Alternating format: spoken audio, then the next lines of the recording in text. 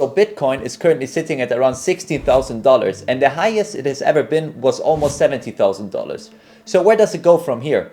Well, today I'm going to tell you exactly why Bitcoin has the potential to reach $1 million.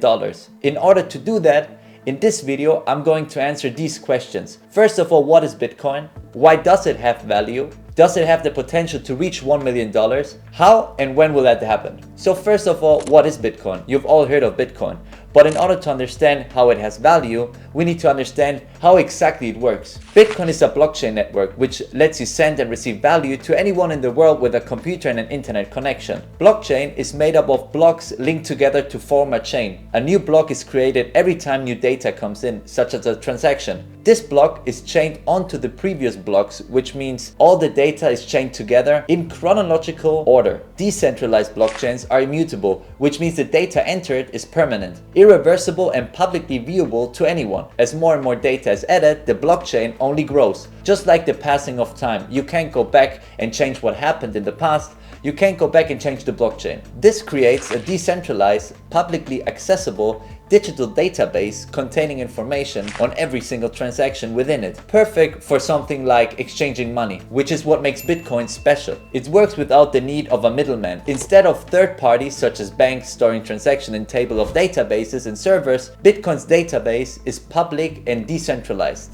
This is important because it provides more security, transparency, and accessibility to transactions. This means that you are more protected from banking fraud and hacks. It's much harder to have your personal and financial data leaked or even money from your account stolen. Like for example, in 2016, Bangladesh Bank was targeted by hackers. They almost stole $1 billion.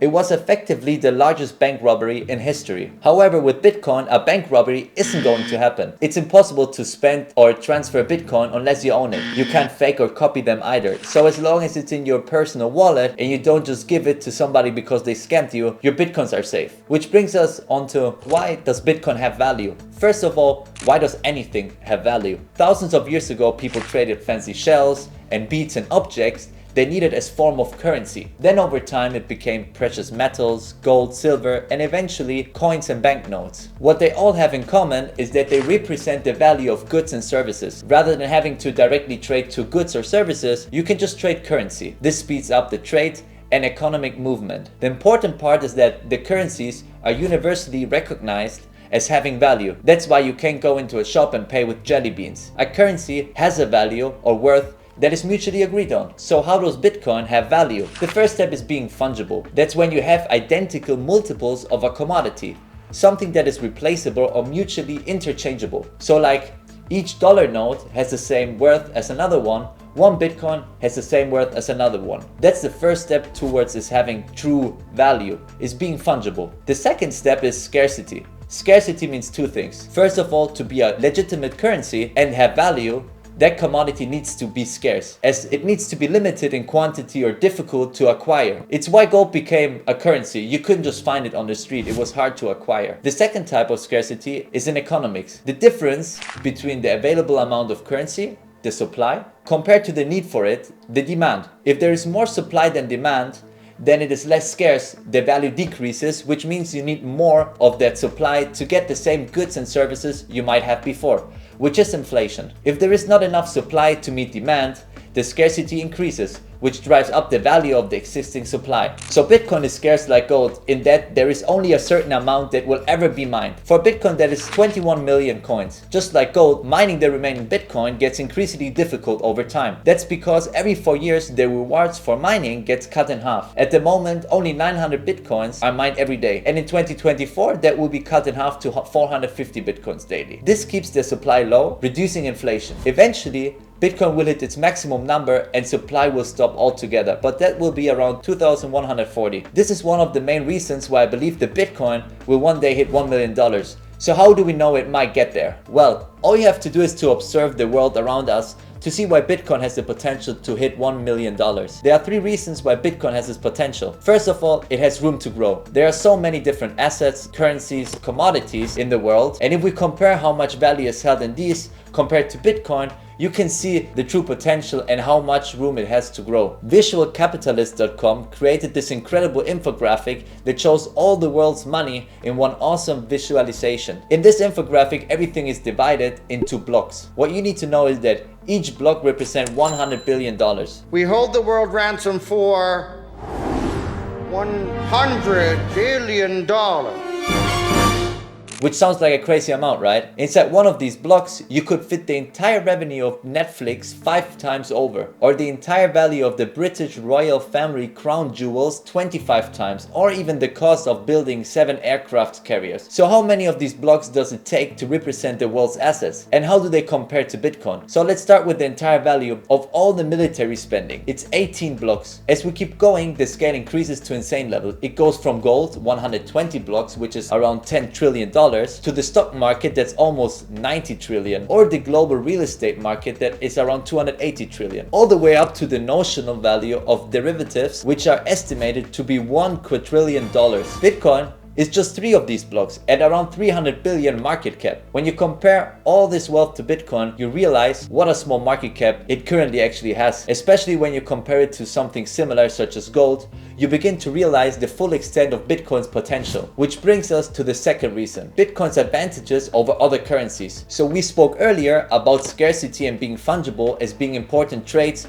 of what makes a good currency. However, these are just 2 of many factors. So what are the other factors? The first of them go back to the most important aspect of the reason currency exists, and that's portability and durability. To save time and effort instead of hauling around goods to directly trade, this means that you can easily carry them around and they survive the exchange of hundreds of hands. They don't degrade or disappear easily. Coins last hundreds or even thousands of years. The next is being non-consumable and highly divisible. Non-consumable doesn't have anything to do with eating, although it might help if you would need your money. It simply means that you can use them again and again. Highly divisible means you can exchange smaller amounts or larger amounts, making it easier to make smaller or larger purchases. Now, all of these traits so far are shared with gold, dollars, and Bitcoin. However, Bitcoin is even more portable, it's more durable, and even more divisible than any other traditional currency. It's also more secure. This goes back to the foundation of how Bitcoin is built, and that's the blockchain. The blockchain makes Bitcoin secure. It makes it decentralized and it protects it from the weakness that comes with gold or dollars. It can be sent across the world with no danger of interception or theft. It can be divided and stored and publicly verified with ease. Bitcoin can revolutionize transactions in the way the internet revolutionized communications. So what's the third reason that Bitcoin has the potential to reach $1 million? Bitcoin is still being figured out. Compared to dollars, gold, or even stocks, Bitcoin is just a baby. It's still got a long way to go before we realize its full potential. It could be used for things we can't even comprehend. Just like the discovery of steel and iron, it took a while for humans to figure out what to do with it. The same happened to the internet. One of the first uses of this revolutionary technology was to connect a webcam which monitored the levels of coffee in a pot. So it took decades for the internet to become a central pillar of our society today. Just like with the internet in the 90s, we are still in the early phases of Bitcoin, and the possibility with blockchains are endless. So if Bitcoin does reach its potential, how does it become worth $1 million? First of all, when we talk about the value of Bitcoin, we talk about the last known sell price. This determines the implied value of the entire coin, which is known also as market cap. To calculate it, you take the current supply and multiply it by the last known sell price. Bitcoin is currently worth X, multiplied by X million, and you get Y. If Bitcoin were to reach $1 million, its market cap needs to be $22 trillion. That might sound like a lot, but it's still less than the entire market cap of the New York Stock Exchange and 1/10 of the world's real estate value. So how does it get from there? It might not happen for another decade, but there are a few catalysts that could speed up the process dramatically. One is capturing the share of emerging market currencies. It can be a challenge to establish networks. Even the ability to send bitcoins over the phone could be the easiest and safest option. Another market is nation-state treasuries, where governments hold reserves. So if governments starts to recognize the value of Bitcoin, they might start using it as a secure cash reserve, serving the role that gold once did. Another is the economic settlement network, how banks send money to each other and settle accounts. The Bangladesh heist highlighted the weakness in the current system. Seeing the security that Bitcoin offers may entice banks to bring Bitcoin on board. Just a small fraction of these markets alone could bring in tens of trillions of dollars into the Bitcoin market. So Bitcoin has the value, it has the room to grow, it has the advantages over all other currencies, and it's just getting started. And that's why I believe Bitcoin will hit $1 million. So thank you for watching. I hope you enjoyed this video. Hit the like and subscribe button. Make sure you subscribe to see the next video, and Happy New Year.